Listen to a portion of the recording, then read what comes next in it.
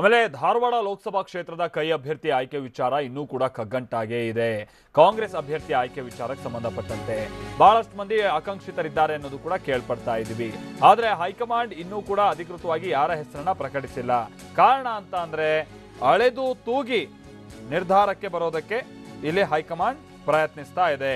ಅದರಲ್ಲೂ ಕೂಡ ಮಾಜಿ ಸಚಿವ ವಿನಯ್ ಕುಲಕರ್ಣಿ ಅವರಿಗೆ ಟಿಕೆಟ್ ನೀಡೋ ಬಗ್ಗೆ ಚಿಂತನೆ ಇದೆ.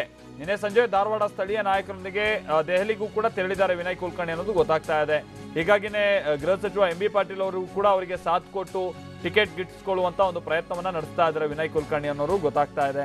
ಬಟ್ ಅದು ಸಾಧ್ಯ ಆಗುತ್ತಾ ಅನ್ನೋದೇ ಈಗಿರುವಂತ ಪ್ರಶ್ನೆ. ಯಾಕಂತಂದ್ರೆ ಮೊನ್ನೆ ನಾವು ಗಮನಿಸಿದ್ವಿ, ಧಾರವಾಡದಲ್ಲಿ ಒಂದು ಬಿಲ್ಡಿಂಗ್ ಕೊಲ್ಯಾಪ್ಸ್ ಆಯಿತು, ಸುಮಾರು 17 ಮಂದಿ ಮೃತಪಟ್ಟಿದ್ದಾರೆ. ಅದರಲ್ಲಿ ಇಲ್ಲಿ ತನಕ ನಮ್ಗೆ ಗೊತ್ತಾಗಿರುವಂತಹ ಮಾಹಿತಿಯಂತೆ ಅದು ವಿನಯ್ ಕುಲಕರ್ಣಿ ಅವರ ಮಾವನ್ನು ಕೂಡ ಅದರಲ್ಲಿ ಒಂದು ಶೇರ್ ಅನ್ನ ಹೊಂದಿದ್ರು ಅನ್ನೋದು ಕೂಡ ನಾವೆಲ್ಲ ಕೇಳ್ಪಡ್ತಾ ಇರುವಂತ ಮಾಹಿತಿ. ಜೊತೆಗೆ ಅದನ್ನೆಲ್ಲ ಪ್ರಶ್ನೆ ಮಾಡೋಕೆ ಹೋದ್ರೆ ಮುಂಚೆಯಿಂದ ನಮ್ಮ ಮಾತನ್ನ ಯಾರು ಕೇಳ್ತಾ ಇರಲಿಲ್ಲ ಅಂತ ಕೂಡ ಸ್ಥಳೀಯರಾಗೆಲ್ಲ ಹೇಳಿದ್ರು.